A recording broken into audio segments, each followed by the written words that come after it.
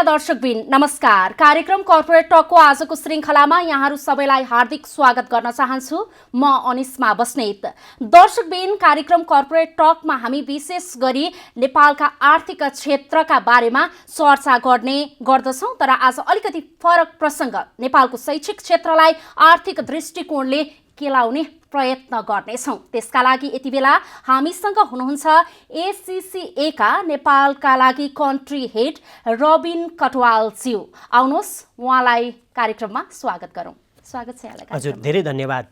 कार्यक्रममा निमन्त्रणा गरेर आफ्नो कुराहरू राख्ने अवसर दिनुभएकोमा धेरै धेरै धन्यवाद।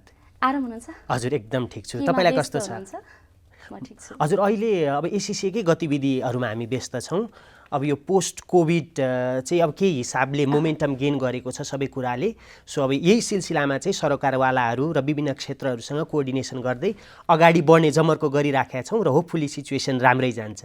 अलिकति यो कोभिडको कुरालाई पछि जोड्छु म। हजुर, स्योर। अहिले चाहिँ अलिकति आम टेलिभिजन हेरेर बसिराख्ने दर्शकहरूका लागि, विद्यार्थीहरूका लागि खासमा ACCA भने चाहिँ के रहेछ भन्ने खालको एउटा जिज्ञासा हुन सक्छ। त्यसको बारेमा अलिकति बताइदिनुहोस्। स्योर। सो ACCA चाहिँ हजुरको it stands for association of chartered certified accountants. So नाममा अकाउन्टेन्ट्स छ होइन। सो अकाउन्टेन्ट्सहरूको बडी हो यो, प्रोफेसनल अकाउन्टिङ बडी। मैले साधारण ब्याकग्राउन्ड दिँदाखेरि 1904 मा UK मा चाहिँ इस्ट्याब्लिस्ड भएको बडी हो। सो 1904 अहिले हाम्रो 2021 को अलमोस्ट एन्ड छ। सो त्यो हिसाबले चाहिँ हाम्रो 117 रिसेन्टली हामीले हाम्रो 117औं जन्मोत्सव भन्छ नि, सो त्यो मनायो। सो 117 वर्षको इतिहास भएको एउटा प्रोफेसनल अकाउन्टिङ बडी। अलिकति मैले डेटाले त्यसलाई सपोर्ट गर्दाखेरि so 178 countries through out the world हामी अपरेट गर्छौँ। सदस्य सङ्ख्याको हिसाबले हेर्दाखेरि चाहिँ 2,33,000 सदस्य, विद्यार्थी सङ्ख्याको हिसाबले हेर्दाखेरि 5,33,000 विद्यार्थी। सो मैले छोटकरीमा भन्दाखेरि ग्लोबल प्रेजेन्स भएको, ग्लोबली अपरेट गर्ने एउटा प्रोफेसनल अकाउन्टिङ बडी। 117 वर्ष भइसक्यो स्थापना भएको होइन। यतिखेरसम्म आइपुग्दाखेरि यो नेपालमा चाहिँ कहिले स्थापित भयो होइन, के छ यसको बारेमा? यो एकदम सान्दर्भिक प्रश्न तपाईँले सोध्नुभयो, किनभने धेरैजनाले यस विषयमा जानकारी छैन र चाहिँ अब ACCA चाहिँ रिसेन्टली अपरेट गरिराखेको भन्ने जस्तो कन्सेप्ट भइरहेको हुन्छ। 2036 सालबाट नै ACCA को केही गतिविधिहरू नेपालमा स्टार्ट भइसकेको थियो। डाक्टर सुरेश राज शर्मा जो त्यतिखेर TU-मा चाहिँ फाइनेन्स हेडको रूपमा काम गरिरहनु भएको थियो, चाहिँ म कुनै प्रोफेसनल अकाउन्टिङ क्वालिफिकेसन पर्स्यु गरौँ भन्ने सिलसिलामा चाहिँ उहाँले एक्सप्लोर गर्दै जाँदाखेरि ACCA पाउनुभयो र कोअर्डिनेट गरेर ब्रिटिस काउन्सिल थ्रु चाहिँ नेपालमा पहिलो पटक ACCA को एक्जाम उहाँले 2036 सालमै दिनुभएको थियो। तर कस्तो भने यहाँ पढाउने संस्थाहरू नहुँदाखेरि र चाहिँ त्यो किसिमको सपोर्ट सिस्टम नहुँदाखेरि चाहिँ जो ACCA गर्न चाहनुहुन्छ प्रायः चाहिँ UK नै गएर ACCA कम्प्लिट गरिरहनु भएको थियो। तर UK मा गएर ACCA कम्प्लिट गरेर नेपाल आउने क्रममा चाहिँ उहाँहरूलाई त्यो फिल भयो, नेपालमै चाहिँ यो शिक्षा प्रदान गर्न सके हामी जसरी चाहिँ बाहिर गइराख्नु पर्दैन थियो भन्ने उहाँहरूलाई फिल भएर चाहिँ ACCA को कक्षा सञ्चालन गर्ने, हामी लर्निङ प्रोभाइडर भन्छौँ, उहाँहरूले लर्निङ प्रोभाइडर खोल्नुभयो। त्यस पछाडि चाहिँ अलिकति संस्थागत हिसाबले गतिविधिहरू अगाडि बढ्दै गए। अब अहिले त लर्निङ प्रोभाइडर्सहरू पनि थुप्रै छन्, सदस्य सङ्ख्या पनि त्यो हिसाबले बढेको छ। हाम्रो अप्रुभड एम्प्लोयरसँग कोलाबोरेसन, गभर्मेन्टसँग कोलाबोरेसन, रेगुलेटरसँग कोलाबोरेसन, त्यो सबै हिसाबले बढिराखेको छ। र ACCA को डिरेक्ट प्रेजेन्सको हिसाबले चाहिँ 2020 हामीले 2020 मा चाहिँ हाम्रो ब्रान्च अफिस सेटअप गरेका छौँ। सन् 2020 बाट चाहिँ हाम्रो ब्रान्च अफिस सेटअप गरेर हामी चाहिँ हाम्रो गतिविधि सञ्चालन गरिराखेका छौँ। तर त्योभन्दा अगाडि पनि हाम्रो अप्रुभड लर्निङ पार्टनर्स, मेम्बर्स, स्टुडेन्टसँग चाहिँ हामीले कोलाबोरेट गरेर चाहिँ विभिन्न एक्टिभिटिजहरू क्यारी आउट गरिराखेका थियौँ। सो सामान्य ब्याकग्राउन्ड चाहिँ यो भयो। अब यसो भन्यो भने चाहिँ अफिस एस्टाब्लिस गरेर गएको चाहिँ 1 वर्ष भयो होइन? 1 वर्ष, हजुर 1 वर्ष, अब 2 वर्ष भनौँ न। हजुर 2 वर्ष लाग्दैछ। यो अवधिमा चाहिँ बजार कस्तो पाउनु भयो होइन? विद्यार्थीहरूको अब हिजोको दिनमा चाहिँ अफिस थिएन, अहिले अफिस राखेर सञ्चालन गर्दा चाहिँ कस्तो छ? हजुर, यसमा मैले दुईटा कुरालाई चाहिँ प्रकाश पार्न खोजेँ। ACCA एक हिसाबले हेर्दाखेरि चाहिँ ACCA क्वालिफिकेसन प्रोभाइड गरेर ACCA सदस्य उत्पादन गर्ने एउटा पक्ष भयो। तर ACCA को चाहिँ पर्पस के हो भने हामी चाहिँ के भन्छौँ भने to be a force for public good and to lead the global accounting profession by creating opportunity. So मूलतः ACCA चाहिँ नट फर प्रफिट अर्गनाइजेसन हो र विद्यार्थीलाई शिक्षा प्रदान गर्ने, सदस्य उत्पादन गर्ने। तर साइड बाई साइड जस्तै हामी यहाँको नेसनल बडी आइक्यानसँग सहकार्य गर्छौँ, हामी चाहिँ डोनर एजेन्सीसँग पनि सहकार्य गर्छौँ र चाहिँ विभिन्न तपाईँको क्यापेसिटी बिल्डिङ प्रोजेक्ट्सहरू हामी सरकारी विभिन्न कार्यालयहरूसँग पनि सहकार्य गरेर विभिन्न क्यापेसिटी बिल्डिङ प्रोजेक्ट्स गरिरहेको हुन्छौँ। र हजुरको प्रश्नमा आउँदाखेरि चाहिँ हाम्रो आफ्नो अफिसको प्रेजेन्सले नेपालमा डिरेक्टली हामी हुँदाखेरि चाहिँ त्यो सबै गर्न हामीलाई अझ सजिलो भएको छ। अगाडि जुन अब युकेमा बेस्ड भएर जुन त्यो कोअर्डिनेसन गर्नुको डिफिकल्टी थियो, तर त्यो डिफिकल्टीलाई यसले धेरै हदसम्म रिजल्भ गरेको छ। जस्तै विद्यार्थीहरूको लागि इभेन्टहरू गर्ने, विद्यार्थीलाई डिरेक्ट सपोर्ट गर्ने, विद्यार्थी मात्र होइन मेम्बर्सहरूको लागि इभेन्ट गर्ने, मेम्बर्सहरूलाई सपोर्ट गर्ने, यहाँ चाहिँ विभिन्न एम्प्लोयर्सहरूसँग कोल्याबोरेट गर्ने, नेसनल बडी गभर्मेन्टसँग कोल्याबोरेट गर्ने। सो त्यो सबैको लागि चाहिँ अझ मार्ग प्रशस्त भएको छ, अझ हामीलाई सजिलो भएको छ हाम्रो आफ्नो अफिसको प्रेजेन्सले गर्दाखेरि। अब विद्यार्थीहरूले पनि आफ्नो भविष्यका लागि एसीसीए नै किन रोज्ने भन्ने खालको एउटा महत्त्वपूर्ण प्रश्न आउँछ जहाँसम्म लाग्छ होइन, किन रोज्ने त? यसमा चाहिँ म सधैँ मैले के भन्ने गरेको छु भने पहिलो कुरा त इन्डिभिजुअलको आफ्नो इन्ट्रेस्ट र इन्डिभिजुअलको आफ्नो एस्पिरेसन्स के हो, करियर एस्पिरेसन्स के हो, त्यो इम्पोर्टेन्ट हुन्छ। एसीसीए अकाउन्टिङ र फाइनेन्स क्वालिफिकेसन भयो, तर सबैको इन्ट्रेस्ट अकाउन्टिङ र फाइनेन्समै हुनुपर्छ भन्ने छैन। सो पहिलो कुरा चाहिँ म त्यसलाई प्राथमिकता दिन्छु। आफ्नो इन्ट्रेस्ट, आफ्नो एस्पिरेसन र आफ्नो झुकावको बेसिसमा चाहिँ करियर पाथ पर्स्यु गर्नुपर्छ। दोस्रो, अब अकाउन्टिङ एन्ड फाइनेन्सको कन्टेक्स्टमा कुरा गर्दाखेरि पहिलो कुरा एसीसीए एउटा ग्लोबल क्वालिफिकेसन होइन। मैले नेपालमा एसीसीए अध्ययन गरेर यहाँ एसीसीए सदस्य भयो भने नेपालमा मात्र मेरो आफ्नो करियर सीमित हुन्छ भन्ने छैन। म बाहिर गएर विभिन्न अन्य राष्ट्रहरूमा पनि काम गर्न सक्छु। नेपालमै काम गर्दाखेरि जस्तै नेपालमा अहिले लगभग 500 एसीसी सदस्यहरू छन्। Banking, insurance, public sector, development sector, private organisation, entrepreneurs विभिन्न हिसाबले उहाँहरूले काम गरिरहनु भएको छ। सो पहिलो कुरा मैले ग्लोबल मोबिलिटीलाई एम्फसाइज गरेँ। दोस्रो कुरा चाहिँ ACC is a flexible qualification. Flexible qualification भन्नुको मतलब चाहिँ कस्तो हुन्छ भने यो एउटा इन्टरनेसनल प्र्याक्टिस भएकोले जस्तै एसीसी गर्न चाहिँ +2 बाट मात्र आउनुहुन्न, एसीसी गर्न चाहिँ ब्याचलर्स कम्प्लिट गरेर पनि आउनुहुन्छ, मास्टर्स कम्प्लिट गरेर पनि आउनुहुन्छ, अन्य प्रोफेसनल अकाउन्टिङ क्वालिफिकेसन गर्दा गर्दै पनि आउनुहुन्छ। सो त्यो फ्लेक्जिबल क्वालिफिकेसन भएको हिसाबले आफ्ना अन्य जुन कमिटमेन्टहरू छन् र आफ्नो जुन जब छ त्यसलाई पनि साइड बाई साइड कन्टिन्यू गर्दै तपाईँको अगाडि बढ्न सकिन्छ। र चाहिँ एसीसीएमा ग्रुप सिस्टम भन्ने हुँदैन। जुन पेपर पास गर्यो त्यो पेपरको फेरि एक्जाम दिनु पर्दैन, जुन पेपर फेल भइन्छ त्यो पेपर अन्य कोर्समा चाहिँ त्यो हुन्छ, केही कोर्सेसहरूमा छन्, त्यो अझै पनि छन् होइन। सो त्यो हिसाबले फ्लेक्जिबल क्वालिफिकेसन भयो, दोस्रो कुरा त्यो। तेस्रो कुरा र सबभन्दा महत्त्वपूर्ण कुरा चाहिँ म के भन्न चाहन्छु भने अहिलेको समय चाहिँ कस्तो भइदियो भने मैले केही कुरा आज सिकेँ भने 1 वर्ष पछाडि त्यो काम लाग्छ भन्ने ग्यारेन्टी छैन। किनभने वर्ल्ड यति फास्ट चेन्ज भइरहेको छ। अहिले हामी वर्ल्ड चाहिँ भोलाटाइल छ भन्छौँ, अनसर्टेन छ भन्छौँ, कम्प्लेक्स छ भन्छौँ, एम्बिगियस छ भन्छौँ होइन। सो हामीले जे स्किल्स गेन गरिराखेका छौँ त्यो स्किल्सले हामीलाई चाहिँ समय सान्दर्भिक बनाउनु पर्छ र एसीसीएमा चाहिँ त्यो कुरा डेफिनेटली छ भन्ने कुरा म एस्योर गर्न सक्छु। किनभने एसीसीएले चाहिँ एक्सटेन्सिभली रिसर्च गरिरहेको हुन्छ विभिन्न बडिजहरूसँग कोल्याबोरेट गरेर र क्वालिफिकेसनमा कस्तो चेन्जेस ल्याउनुपर्छ, क्वालिफिकेसनलाई कसरी अपडेट गर्नुपर्छ त्यो सबै गरिरहेको हुन्छ। मैले सामान्य इक्जाम्पल लिँदाखेरि जस्तै एसीसीको सबै पेपरको एक्जाम्स कम्प्युटर बेस्ड एक्जाम्स हुन्छ। पहिला केही समय अगाडि चाहिँ पेपर बेस्ड एक्जाम हुन्थ्यो, तर अहिले हामी वर्क प्लेसमा जाँदाखेरि हजुरको लेख्ने भन्ने हुँदैन, टाइपै गर्नुपर्छ। सो त्यो डिजिटल स्किल्स चाहिन्छ, एक्सेलसँग रिलेटेड स्किल्स चाहिन्छ, पावर पोइन्टसँग रिलेटेड स्किल्स चाहिन्छ होइन। सो त्यो सबै कुरालाई मध्यनजर गरेर बिग डेटाका कुरा, मसिन लर्निङका कुराहरू जुन अहिलेको वर्ल्डमा चाहिँ रेलेभेन्ट स्किल्सहरू छ त्यसलाई पनि पेपरमा इन्कर्पोरेट गरिएको हुन्छ। सो मैले समराइज गर्दाखेरि पहिलो कुरा मैले ग्लोबल मोबिलिटी भने, दोस्रो कुरा मैले फ्लेक्सिबिलिटी भने र तेस्रो कुरा चाहिँ मैले रेलेभेन्ट भने। Relevant as per the need of time and situation. So यो सबै फ्याक्टरले गर्दाखेरि चाहिँ one of the better choices हुनसक्छ जस्तो मलाई लाग्छ। जस्तो अन्य संस्थाहरूबाट प्रोभाइड हुने कोर्समा चाहिँ त्यो छैन त भन्ने खालको प्रश्न पनि भयो नि होइन? हजुर, म एब्सोल्युटली छैन भन्न सक्छु। भिन्नता त हुनु पर्यो नि त। अब एसीसीए किन रोज्ने, आइक्यान चाहिँ किन नरोज्ने भन्ने खालको कुराहरू पनि आउँछ नि। हजुर, अफकोर्स आउँछ र मैले अगाडि भने जस्तै मिन्स एसीसीए रोज्ने भन्ने होइन, एसीसीएका सर्टेन बेनिफिट्सहरू यी हुन् र यी बेनिफिट्स हुँदाखेरि यदि तपाईँलाई त्यसले अपिल गर्छ, किनभने जस्तै अब आइक्यानको पनि अथवा आइसिआईको पनि अथवा आइक्यान आइसिआईमा मात्र सीमित नहुँ, सिपिएको, सिएफएको पनि आफ्ना डिस्टिङ फिचर्सहरू छन् होइन। सो एज क्यान्डिडेट मलाई सर्टेन बडीको सर्टेन फिचरले अपिल गर्न सक्छ भने चाहिँ म त्यो रोज्न सक्छु। तर एसीसीएमा चाहिँ मैले अघि भनेको जस्तो एउटा कुरा चाहिँ म डेफिनेटली के भन्न सक्छु भने एसीसीएको ग्लोबल नेटवर्क चाहिँ अनराइभल्ड छ हैन। अरू बडीको त्यो लेभलमा हजुरको ग्लोबल प्रेजेन्स ग्लोबल नेटवर्क छैन हैन। सो त्यो फ्याक्टर भयो, फ्लेक्सिबिलिटीको कुरा भयो हैन, र चाहिँ रिसर्चले ब्याकअप गरेको क्वालिफिकेसन र एकचोटि रिसर्च गरेर तपाईँको त्यो सकिने भन्ने भएन, त्यसलाई चाहिँ तपाईँको कन्टिन्युसली गर्दै लानु पर्यो। र यो सबै फ्याक्टर्सले चाहिँ एसीसीलाई one of the better choices बनाउन सक्छ। र I am still admitting best choice भनेर म कम्प्लिटली एस्योर गर्न सक्दिनँ, किन त्यो भनेको हामी आफैले पनि आफूलाई पुस गरिरहनु पर्ने कुरा हो।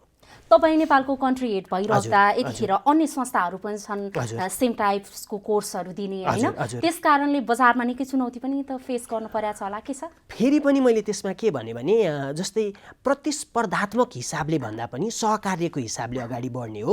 र आइक्यानसँग हाम्रो सहकारी सम्झौता छ हैन। सहकारी सम्झौता अन्तर्गत चाहिँ एसीसीको जुन प्लस पोइन्ट्सहरू छन् त्यो प्लस पोइन्ट्सले चाहिँ यहाँ चार्टर्ड अकाउन्टेन्ट्सहरूलाई बेनिफिट हुन सक्छ भने हामी हाम्रो त्यो स्ट्रेङ्थ सेयर गर्छौँ। जस्तै एकदम रेलेभेन्ट क्वेसन सोध्नुभयो, जस्तै आइएफआरएस हाम्रो कोर्स चाहिँ आइएफआरएसमा बेस्ड छ। आइएफआरएस भनेको इन्टरनेसनल फाइनेन्सियल रिपोर्टिङ स्ट्यान्डर्ड्स। नेपालमा चाहिँ अहिले आइएफआरएस कम्पलसरी भइसकेको छ, एनएफआरएस भनिन्छ, नेपाल फाइनेन्सियल रिपोर्टिङ स्ट्यान्डर्ड्स, त्यो आइएफआरएसमै बेस्ड छ। र आइक्यानसँग हामीले समय समयमा कोलाबोरेट गरेर चार्टर्ड अकाउन्टेन्ट्सहरूलाई चाहिँ आइएफआरएसमा हामीले ट्रेनिङ प्रोभाइड गरेको छौँ। र एसीसीको एउटा सर्टिफिकेसन छ diploma in international financial reporting, त्यो diploma in international financial reporting हामीले अफर गरेको छौँ। त्यो एउटा उदाहरण।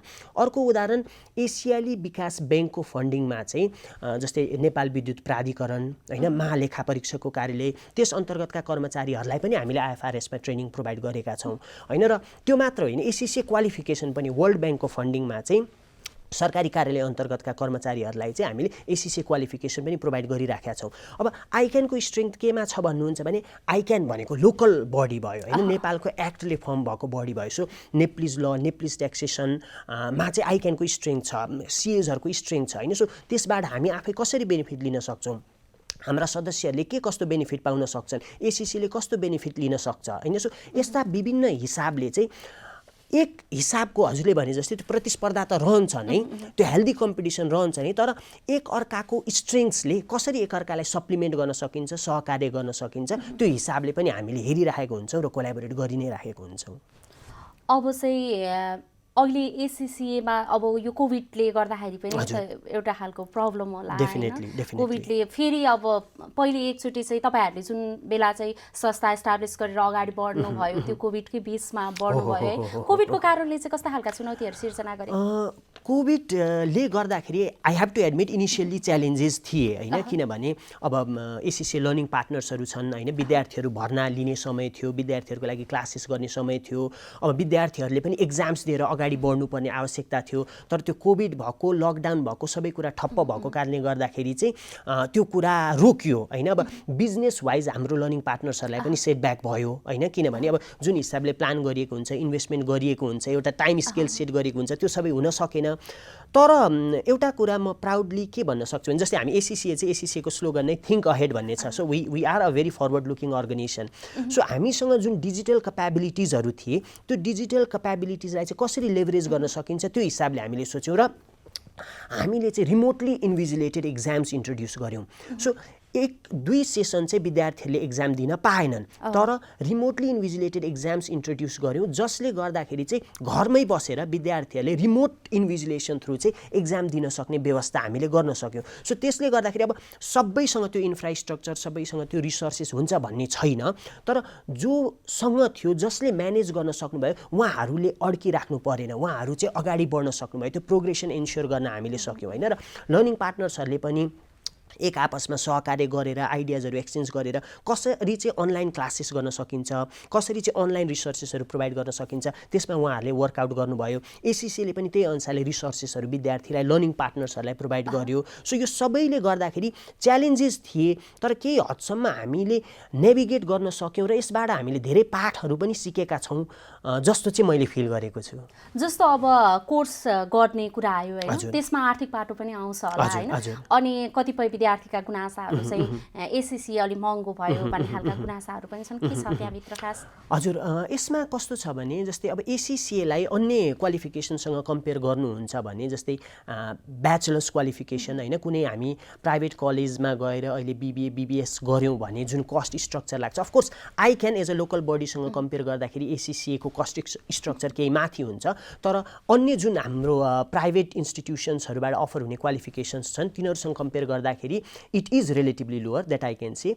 अर्को कुरा चाहिँ हजुरको एसीसीएले मार्केट्सहरू आइडेन्टिफाई गरेर चाहिँ सर्टेन बेनिफिट्सहरू दिइराखेको हुन्छ। जस्तै नेपाललाई चाहिँ एसीसीले एउटा compare to other countries that ACC operates in अलिकति इकोनोमिक सिचुएसन चाहिँ त्यस्तो फेभरेबल नहोला भन्ने हिसाबले चाहिँ रेट कार्ड होइन हाम्रो प्राइसेसहरूमा चाहिँ डिस्काउन्ट्सहरू अफर गरेको छ। जस्तै रजिस्ट्रेसन फीमा डिस्काउन्ट छ, हाम्रो सब्सक्रिप्सन फी भन्छ, फर्स्ट इयर सब्सक्रिप्सन फीमा डिस्काउन्ट छ, कसैले एक्जेम्सन पाएर क्वालिफिकेसन गर्नुहुन्छ भने त्यो एक्जेम्सन फीमा डिस्काउन्ट छ होइन। सो त्यो हिसाबले केही हदसम्म जहाँ हामी सपोर्ट गर्न सक्छौँ, सपोर्ट गर्न सक्ने एरियामा त्यो बेनिफिट्स पनि हामीले अफर गर्ने प्रयास गरेको छ। यो कोर्स पनि कस्तो भयो भने हिजोको दिनमा एउटा धनी वर्गको विद्यार्थी र अलिकति सम्पन्न फ्यामिलीबाट बिलोङ गर्ने विद्यार्थीका लागि र गरिब परिवारबाट चाहिँ जो बिलोङ गर्नुहुन्छ त्यो विद्यार्थीको लागि हिजोको दिनमा पनि जुन राम्रो खालका कोर्सहरूका लागि चाहिँ एउटा खाडल थियो होइन, एचसिसिए पनि त्यस्तै भयो नि होइन। अब अफोर्ड गर्न नसक्नेहरूले त इच्छा मात्र राखेर भएन होइन। म यो एकदम कस्तो भने इम्पोर्टेन्ट प्रश्न सोध्नुभयो। तर हजुरले जस्तै हाम्रो लर्निङ पार्टनर्सहरूमा गएर स्क्यान गर्नुभयो भने जस्तै वर्षको हाम्रो 800-900 विद्यार्थी जो भर्ना हुन्छन्, स्क्यान गर्नुभयो भने त्यो चङ्क अफ पपुलेसन चाहिँ मिडल क्लास होइन, मिडल क्लास पपुलेसन नै हो। र जुन अब अफकोर्स एफ्लुएन्ट क्लास होइन त्यो क्लास त त्यसमा प्रेजेन्स छँदैछ, तर चङ्क अफ पपुलेसन चाहिँ हाम्रो मिडल क्लास नै हो। र हाम्रो कस्ट स्ट्रक्चर हेर्नुभयो भने 4 देखि 5 लाखसम्ममा चाहिँ एसीसी क्वालिफिकेसन ओभरअल क्वालिफिकेसन हजुरको कम्प्लिट हुन्छ। र मैले अगाडि भने जस्तै जुन चाहिँ प्राइभेट इन्स्टिट्युसन्सबाट क्वालिफिकेसन गेन गरिराखेको हुन्छ उनीहरूसँग कम्पेयर गऱ्यो भने इट्स स्टिल क्वाइट तपाईँको त्यो लोवर एन्डमै पर्छ होइन। सो त्यो हिसाबले चाहिँ एउटा 4 देखि 5 वर्ष लगाएर कम्प्लिट गर्न सकिने क्वालिफिकेसन र चाहिँ हजुरको एउटा ग्लोबल्ली रेलेभेन्ट क्वालिफिकेसन र एउटा युके बेस्ड क्वालिफिकेसन नेपालमा त्यो कस्टमा जुन अभाइलेबल भइरहेको छ त्यो चाहिँ रिजनेबल नै हो जस्तो लाग्छ मेरो आफ्नो मूल्याङ्कनमा। तर यसमा चाहिँ डिफ्रेन्ट सेगमेन्टको आफ्नो अफकोर्स आफ्नो इनपुट्स हुन्छ नै होइन। सो त्यो सबै कुरालाई कन्सिडर गरेर चाहिँ प्रोग्रेसिभली हामी के कस्तो चेन्जेस ल्याउन सक्छौँ अथवा के कस्तो बेनिफिट्स हामी प्रोभाइड गर्न सक्छौँ त्यो सबै हिसाबले हामी मूल्याङ्कन गरेर अगाडि बढ्छौँ नै। जस्तो अब एउटा विद्यार्थीले 4-5 लाखको एउटा कोर्स गर्छ होइन, अब त्यसमा पनि अब त्यो कोर्स कम्प्लिट गरिसकेपछि चाहिँ एउटा जबको कुरा आउँछ, जबका लागि बाहिरै जानुपर्ने हो कि अथवा नेपालमा मार्केट चाहिँ कस्तो छ? नेपालमा मार्केट डेफिनेटली छ। जुन मैले अगाडि भन्दै थिएँ हजुरको 500 जना जति एसीसी सदस्य नेपालमा काम गरिरहनु भएको छ, नेपालमै काम गरिरहनु भएको छ र नेपालबाटै क्वालिफाइड भएका लगभग त्यही हाराहारीमा चाहिँ अब विभिन्न देशहरू होइन, Australia, Europe, Canada, middle east विभिन्न देशहरूमा गएर काम गरिरहनु भएको छ। र नेपालमा हजुरको प्राय मैले हेर्दाखेरि चाहिँ ब्याङ्किङ एन्ड इन्सुरेन्स यो सेक्टरमा धेरै साथीहरू हुनुहुन्छ, त्यसबाहेक सरकारी क्षेत्रमा पनि हुनुहुन्छ होइन, आइएनजिओज एनजिओजमा हुनुहुन्छ, प्राइभेट सेक्टरमा पनि हुनुहुन्छ।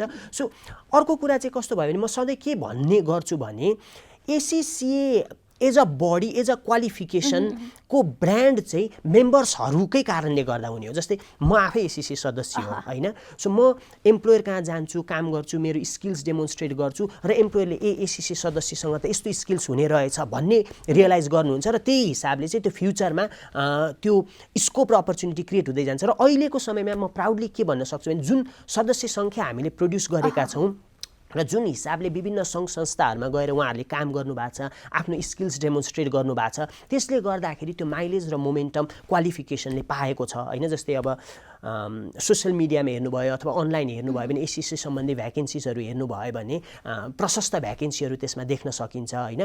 र compare to what was in the past जुन लेभलमा अवेरनेस थियो त्यो चाहिँ सिग्निफिकेन्टली बढेर गएको र एम्प्लोयर्सहरू पनि मोर वेलकमिङ भएको त्यो मैले पाएको छु, देखेको छु। डेफिनेटली च्यालेन्जेसहरू छन्, त्यो कुरा पनि मैले एडमिट गर्नुपर्छ, तर त्यसलाई चाहिँ कोल्याबोरेटिभ हिसाबले चाहिँ हामीले नेभिगेट गर्दै जान सक्छौँ भन्ने कुरामा पनि म चाहिँ कन्फिडेन्ट छु। नेपालमा चाहिँ एसीसीएको पढाइ कहाँ हुन्छ?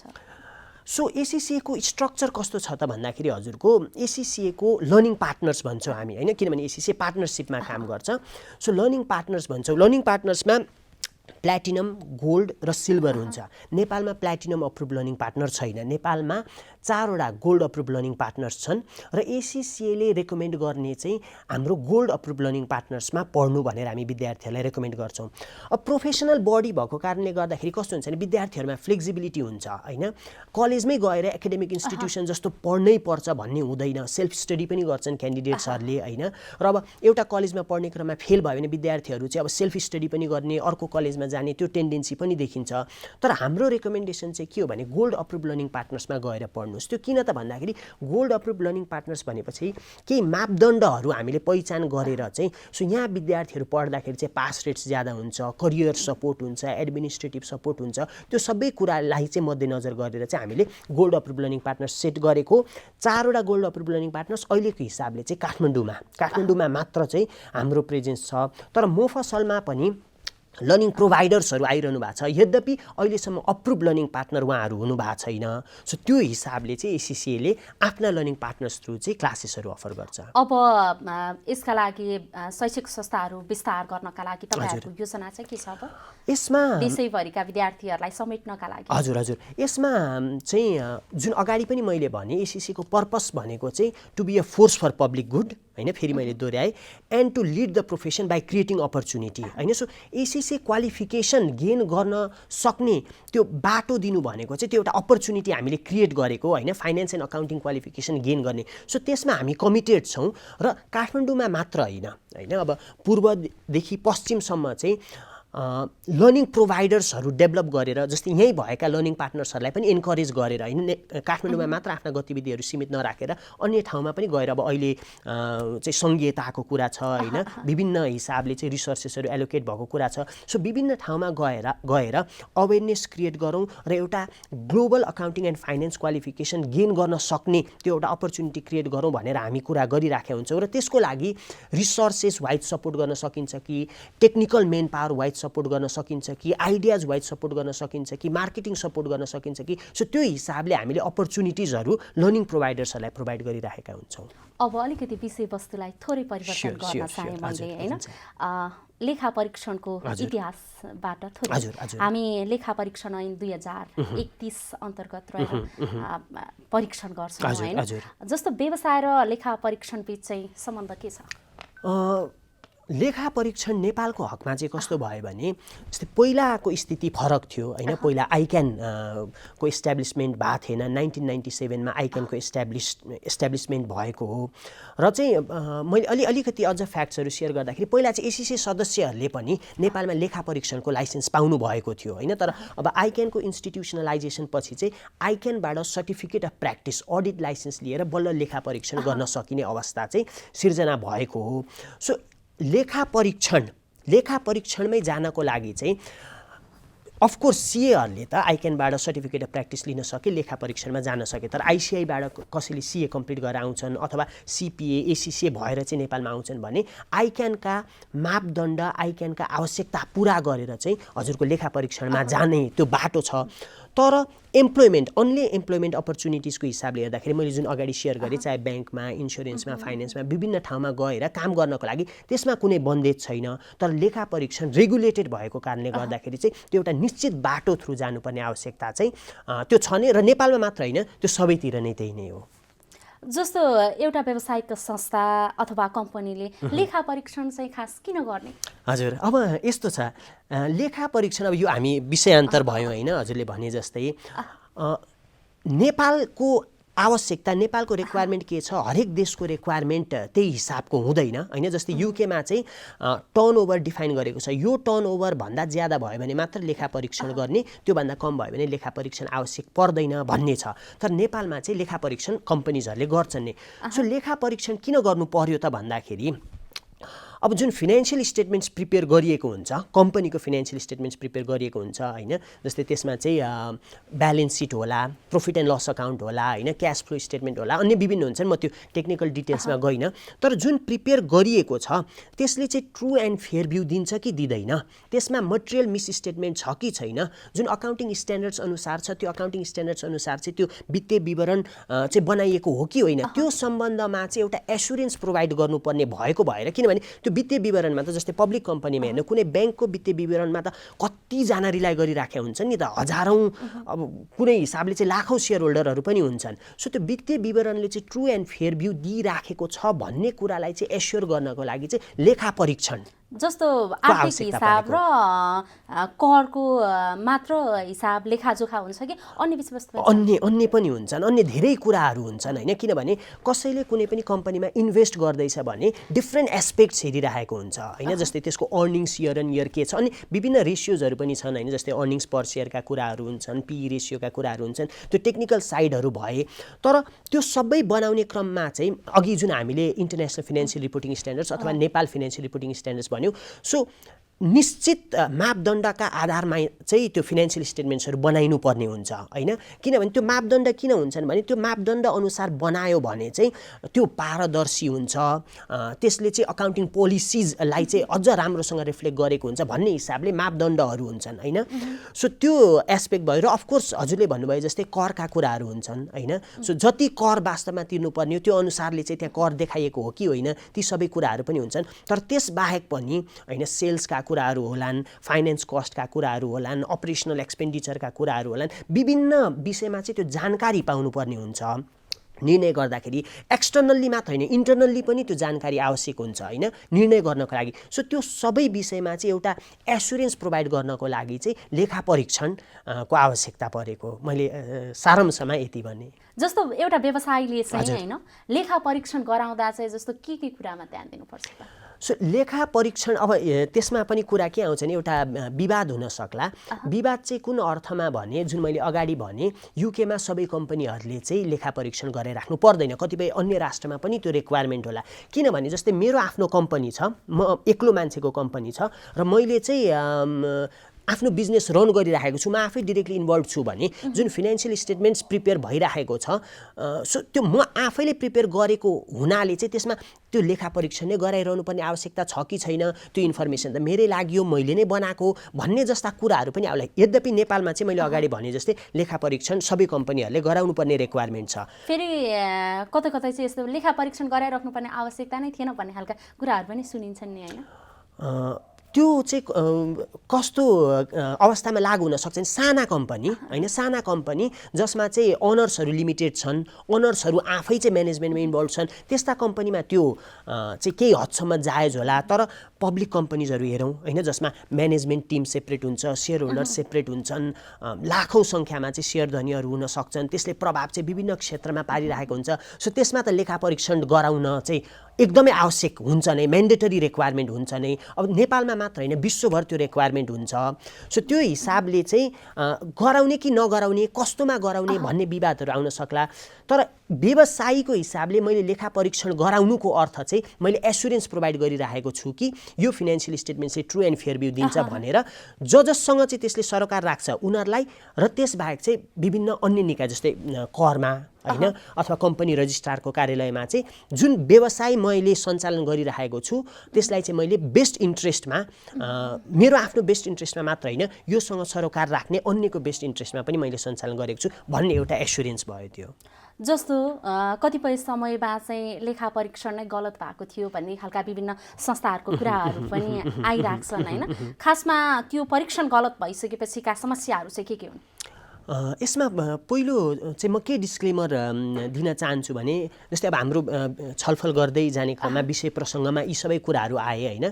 तर एज अ प्रोफेसनल जस्तै म आफै डिरेक्टली चाहिँ अडिट प्र्याक्टिसमा इन्भल्भ छैन होइन, म एसिसिए मेम्बर भएको हिसाबले चाहिँ मैले अब आइक्यानको लाइसेन्स पनि लिएको छैन। तर एज अ प्रोफेसनल अकाउन्टेन्ट भएको र यो सम्बन्धमा जानकारी भएको हिसाबले चाहिँ मैले यसमा कमेन्ट गरिराखेको छु। सो त्यो डिस्क्लेमर चाहिँ मैले सुरुमै दिन चाहेँ। र हजुरले जुन भन्नुभयो लेखा परीक्षण गराइसके पछाडि चाहिँ समस्याहरू देखिँदाखेरि चाहिँ त्यस पछाडिको के त भन्दाखेरि अब as a professional accountant fundamental प्रिन्सिपल्सहरू हुन्छन् जुन प्रोफेसनल अकाउन्टेन्टले चाहिँ फलो गर्नुपर्ने हुन्छ होइन। जस्तै प्रोफेसनल बिहेभियरको कुरा हुन्छ, इन्टिग्रिटीको कुरा हुन्छ, कन्फिडेन्सियालिटीको कुरा हुन्छ, प्रोफेसनल कम्पिटेन्स एन्ड ड्यु केयरका कुराहरू हुन्छन् होइन। सो त्यो अनुसार चाहिँ मैले परीक्षण मैले लेखा परीक्षण गरिसके पछाडि चाहिँ त्यसमा मैले केही त्यस्तो देखेँ भने सुरुमा त अफकोर्स म म्यानेजमेन्टसँग डिस्कस गर्छु होइन, यसमा यस्तो यस्तो कुरा देखियो, यसमा यस्तो सच्याउनु पर्ने आवश्यकता भयो भन्ने हिसाबले चाहिँ म म्यानेजमेन्टसँग छलफल गर्छु। तर त्यो हुँदाखेरि पनि त्यो निकास आएन र चाहिँ त्यहाँ त्यस्ता जुन मिस स्टेटमेन्टहरू छन् ती रहि नै राखे भने चाहिँ अडिट ओपिनियन जुन दिनुपर्ने हुन्छ, अडिट रिपोर्ट मार्फत जुन दिनुपर्ने हुन्छ त्यो रिपोर्ट चाहिँ अभाइलेबल हुन्छ, एक्सेसिबल हुन्छ अरूलाई पनि। त्यसमा चाहिँ कि त म डिस्क्लेमर ओपिनियन दिन्छु होइन, डिस्क्लेमर भन्नाले यस्तो यस्तो कुरा चाहिँ उपलब्ध नभएको कारणले गर्दाखेरि चाहिँ मैले आफ्नो ओपिनियन दिन सकिनँ भनेर म डिस्क्लेमर दिन्छु।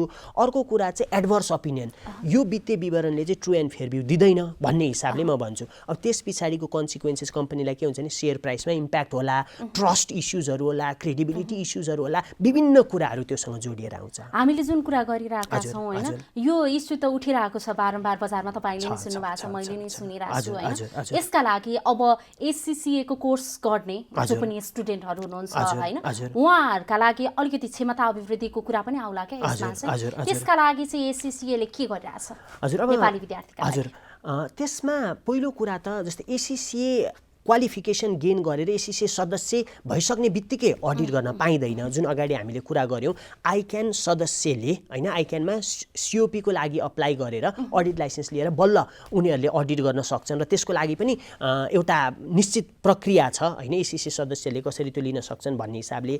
तर म चाहिँ अझ के भन्छु भने लेखा परीक्षण अलिकति मैले यसलाई ब्रोड बनाएँ, लेखा परीक्षण मात्र होइन, अकाउन्टिङ एन्ड फाइनेन्स प्रोफेसनलले चाहिँ अकाउन्ट्स ह्यान्डल गरिरहेको हुन्छ होइन, र त्यो अकाउन्ट्सले जुन इन्फर्मेसन प्रोभाइड गर्छ, फाइनेन्सले जुन इन्फर्मेसन प्रोभाइड गर्छ, त्यसको आधारमा कम्पनी रन भइरहेको हुन्छ।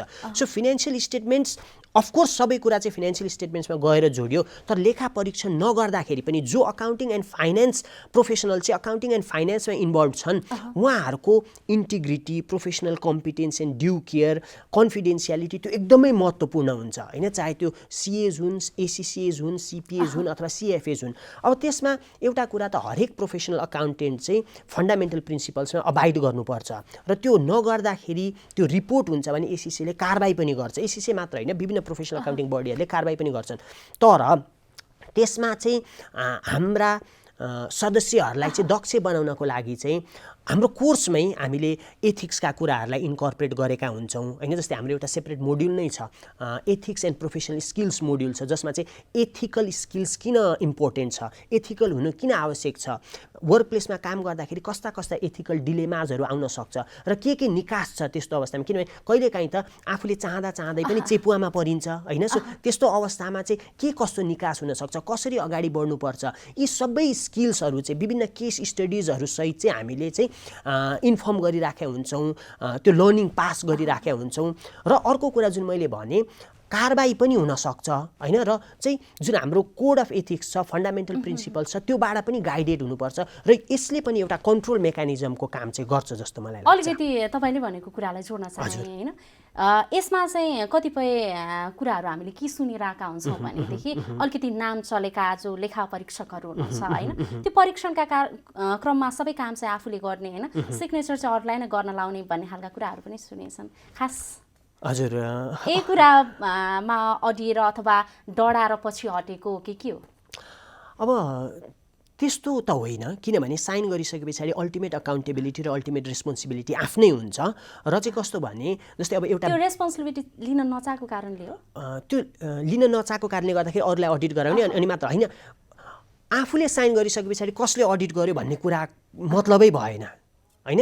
आफूले साइन गरिसके पछाडि it is as good as you have done that audit. So त्यसको सम्पूर्ण जिम्मेवारी चाहिँ आफैले बिहोर्नु पर्छ नै। सो कसबाट अडिट, मैले मेरो ट्रेनीबाट गराएँ, मैले मेरो अडिट सिनियरबाट गराएँ, मैले अडिट म्यानेजरबाट गराएँ, त्यसले केही फरक पारेन, किनभने अल्टिमेटली त्यो अकाउन्टेबिलिटी त मैले लिएको हो नि त साइन गरेर। सो त्यो कारणले गर्दाखेरि त्यसले फरक पर्दैन।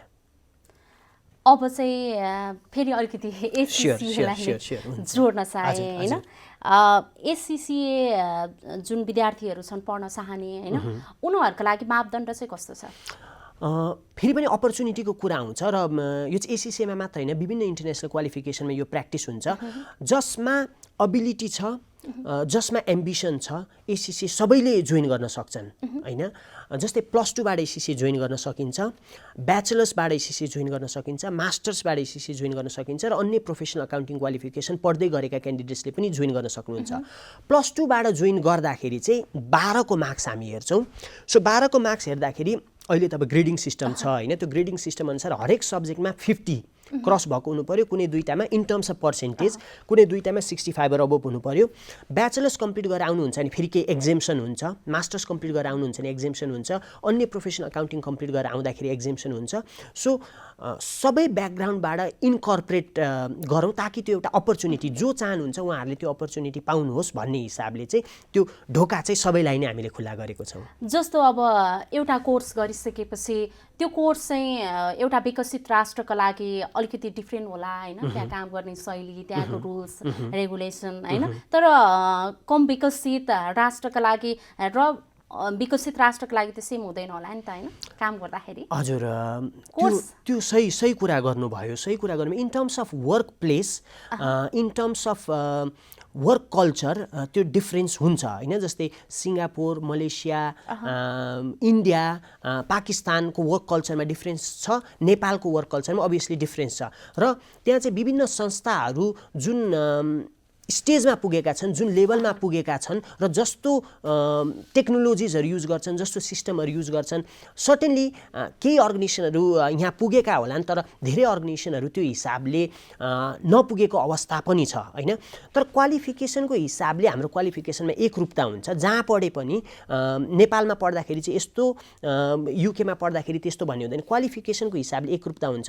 तर एसिसीमा चाहिँ क्वालिफिकेसन गेन गरेर मात्र एसिसी भइँदैन। एसिसीमा चाहिँ क्वालिफिकेसन गेन गर्नु पर्यो प्लस 36 महिनाको व्यावहारिक अनुभव पनि हासिल गर्नुपर्ने हुन्छ, अनि मात्र एसिसी सदस्य भइन्छ। तर हजुरले भने जस्तै बाहिरको वर्क प्लेसमा काम गर्दाखेरि जुन नलेज, जुन स्किल्स डेभलप भइरहेको हुन्छ त्यसमा केही ग्याप यहाँ हुन्छ, त्यो कुरालाई म एडमिट गर्छु।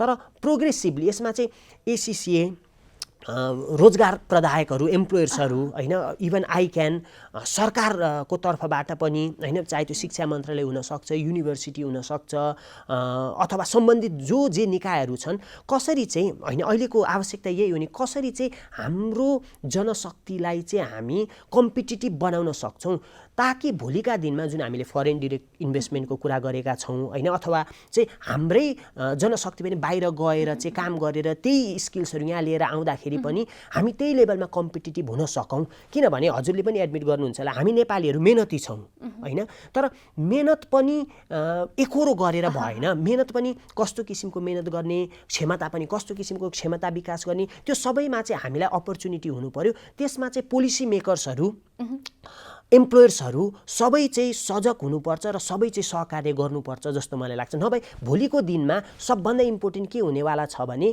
ह्युमन रिसोर्स नै भोलिको दिनमा सबभन्दा इम्पोर्टेन्ट हुनेवाला छ होइन। सो त्यसको लागि हामी तयार छौँ त भन्ने कुरा चाहिँ महत्त्वपूर्ण हो। अब कोर्स कम्प्लिट गरिसकेपछि क्वालिफिकेसनको कुरा आउँछ होइन। हजुर, केही समय अगाडि चाहिँ आइक्यानको टियुसँग एउटा विवाद थियो सर्टिफिकेटको लिएर, एसिसिएमा चाहिँ त्यस्तो छ कि छैन, के छ? हजुर, म यसलाई विवाद नै भन्दिनँ, म यसलाई चाहिँ एक हिसाबले अपर्च्युनिटी पनि हो भन्छु। अपर्च्युनिटी कुन सेन्समा भन्छु भने जस्तै हजुरले हेर्नुभयो भने बाहिर इन्टरनेसनल प्र्याक्टिस हेर्दाखेरि कुनै पनि युनिभर्सिटीले कुनै पनि प्रोफेसनल क्वालिफिकेसनलाई इक्विभ्यालेन्सी दिँदैन। अब सबैतिरको मैले ग्यारेन्टी गर्न सकिनँ होइन, मेरो आफ्नो लिमिटेड नलेजले, तर जेनरल अन्डरस्ट्यान्डिङको बेसिसमा युनिभर्सिटीले चाहिँ प्रोफेसनल क्वालिफिकेसनलाई इक्विभ्यालेन्सी दिने होइन। जस्तै टियुले प्रदान गर्ने क्वालिफिकेसन भनेको ब्याचलर्स क्वालिफिकेसन, मास्टर्स क्वालिफिकेसन, उनीहरूको डाइनामिक्स नितान्त भिन्न छ, सिए भन्दा एसिसिए भन्दा नितान्त भिन्न छ होइन। र चाहिँ हामीले चाहिँ टियुलाई गएर चाहिँ हाम्रो क्वालिफिकेसनलाई चाहिँ इक्विभ्यालेन्सी दिनु पर्यो भन्ने कुरा गरिरहेको छौँ होइन। मेरो यसमा पोइन्ट के हो भने जस्तै युकेमा हेर्नुभयो भने, किन युकेमा एसिसी अवस्थित भएको कारणले गर्दा युनिभर्सिटीले कुनैले पनि एसिसीलाई इक्विभ्यालेन्सी दिने होइन, किनभने युनिभर्सिटीको त्यो कार्यक्षेत्रमै परेन। रादर स्किल्सको एसेसमेन्ट गर्ने फ्रेमवर्क हुन्छ त्यो राष्ट्रमा। जस्तै युकेमा युके एनिक भन्छ, UK European national information centre भन्छ। सो युके एनिक अनुसार चाहिँ एसिसिए चाहिँ युके टट मास्टर्स प्रोग्राम बराबरको हो। अर्को छ Scottish credit and qualification framework, त्यो अनुसार युके टट मास्टर्स प्रोग्राम बराबरको हो होइन। सो क्वालिफिकेसन फ्रेमवर्कले चाहिँ त्यो स्ट्यान्डर्डलाई तय गर्नु पर्यो भन्ने कुरा। त्यो भन्दै गर्दाखेरि नेपालमा मे 2020 मा भर्खरै नेसनल क्वालिफिकेसन फ्रेमवर्क हाम्रो काउन्सिल अफ मिनिस्टर्सले पास गरेको छ। सो बाटो चाहिँ त्यो हुनु पर्यो, किनभने प्राज्ञिक संस्था व्यावसायिक संस्था, प्राज्ञिक शिक्षा व्यावसायिक शिक्षा फरक हुन्। तर व्यावसायिक शिक्षाबाट प्राज्ञिकमा जानको लागि, प्राज्ञिकबाट व्यावसायिकमा आउनको लागि एउटा कुनै क्वालिफिकेसन फ्रेमवर्कले त्यो कुरालाई मापन गर्नु पर्यो भन्ने कुरा। नेसनल क्वालिफिकेसन फ्रेमवर्क हजुरको युनेस्को युएनको बडी हो, जुन युनेस्को ISCED भन्छ, इन्टरनेसनल स्ट्यान्डर्ड क्लासिफिकेसन अफ एडुकेसनमा आधारित छ, जस अनुसार चाहिँ नेपाल क्वालिफिकेसन फ्रेमवर्कको लेभल 7 भनेको चाहिँ ISCED को लेभल 7 हो। ISCED को लेभल 7 भनेको स्कटिस क्वालिफिकेसन फ्रेमवर्कको लेभल 11 हो र ACCA चाहिँ त्यो लेभल 11 मा बस्छ हैन। तर हामी कसरी गइराखेको छौँ त भन्दाखेरि ट्युसँग एन्गेज भएर ट्युले इक्विभ्यालेन्सी प्रोभाइड गर्नुपर्छ भन्ने हिसाबले गइरहेको छौँ। सो त्यही कारण मैले अगाडि अपर्च्युनिटी कुरालाई क्लियर गर्ने र नयाँ तरिकाले दूरगामी हिसाबले काम गर्ने एउटा अपर्च्युनिटी हो। अर्को एउटा कुरा पनि मैले जोडेँ, अलि लामो भयो तर मैले जोडिहालेँ। मैले जानकारी पाएको थिएँ हाम्रो कोर्ट केसेसहरू पनि भइरहेको कुरा हैन। पाटन हाइकोर्टको चाहिँ रिसेन्ट डिसिजन हुन त 1-1.5 वर्ष भयो होला, त्यसमा पनि के कुरा मैले देखेँ भने मैले अघि भनेकै कुरा, TU एउटा प्राज्ञिक संस्था भएको कारणले गर्दाखेरि व्यावसायिक क्वालिफिकेसनको इक्विभ्यालेन्सी डिटरमाइन गर्ने कुरा चाहिँ TU को क्षेत्राधिकारभित्र छैन भन्ने कुरा चाहिँ त्यो डिसिजनमा थियो। अर्को कुरा, ट्रेडिसनल्ली हामीले चाहिँ TUबाट इक्विभ्यालेन्सी लिइराखे पनि त्यो डिसिजनले के कुरालाई पनि इङ्गित गरेको थियो त भन्दाखेरि नेपालको कुनै पनि लले नेपालमा इक्विभ्यालेन्सी दिने एक मात्र बडी यही हो भनेर डिफाइन गरेको छैन हैन। सो यस्ता कन्फ्युजन भएको अवस्थामा चाहिँ यो एउटा अपर्च्युनिटी पनि हो, so that right policy frame गरियोस् र चाहिँ बढी भन्दा बढी, किन सबैजना नेपाली नागरिक हुन् हैन, बढी भन्दा बढी नेपाली नागरिकलाई जसले चाहिँ व्यावसायिक शिक्षा, ACCA मात्र होइन यसमा हैन, अन्य व्यावसायिक शिक्षाको पनि कुरा आउँछ। सो सबैलाई चाहिँ कसरी समेट्न सकिन्छ र मूलधारमा ल्याउन सकिन्छ, सो त्यो हिसाबले चाहिँ एउटा अपर्च्युनिटी पनि हो जस्तो लाग्छ मलाई। हामी कार्यक्रमको लगभग अन्त्यमा आइपुगेका छौँ। अन्त्यमा के भन्न चाहनुहुन्छ? हजुर, सर्वप्रथम त अब अन्त्यमै सर्वप्रथम मैले भन्दाखेरि चाहिँ जुन यो अवसर दिनुभयो, यो अवसरको लागि धेरै धेरै धन्यवाद। किनभने अब सबैले सुनि त राख्या हुन्छन् हैन, तर त्यो इनडेप्थ नलेज नहुँदाखेरि चाहिँ त्यो फेरि हाम्रो कथा छ नि हात्ती छामेको, अन्धारले हात्ती छामेको जस्तो हुन्छ, त्यो एउटा क्लियर पिक्चर आइरहेको हुँदैन त्यो कुरा। र अर्को कुरा फेरि पनि म के एम्फसाइज गर्न चाहन्छु भने ACCA चाहिँ प्रतिस्पर्धा त्यो आफ्नो ठाउँमा छ, तर सहकार्यमा विश्वास गर्छ र चाहिँ सहकार्य गरौँ र सबैले मिलेर चाहिँ यहाँको अकाउन्टिङ प्रोफेसन, नेपालको अकाउन्टिङ प्रोफेसनलाई चाहिँ हामी कसरी डेभलप गर्न सक्छौँ र कसरी चाहिँ अर्थतन्त्रमा टेवा पुर्याउन सक्छौँ, सबैजना हामी मिलेर सहकार्य गरेर अगाडि बढौँ र म सबैलाई यही फोरमबाट चाहिँ त्यो रिक्वेस्ट गर्न चाहन्छु। हस्, यहाँलाई समय र संवादका लागि धेरै धेरै धन्यवाद। हस्, धेरै धेरै धन्यवाद। हजुर, आज हामीले कुरा गऱ्यौँ ACCA का नेपालका लागि कन्ट्री हेड रबिन कटवालज्यूसँग। कार्यक्रम कर्पोरेट टक आजका लागि यति नै। जनताद्वारा जनताका लागि प्रसारित जनता टेलिभिजन हेरिरहनुहोला। नमस्कार।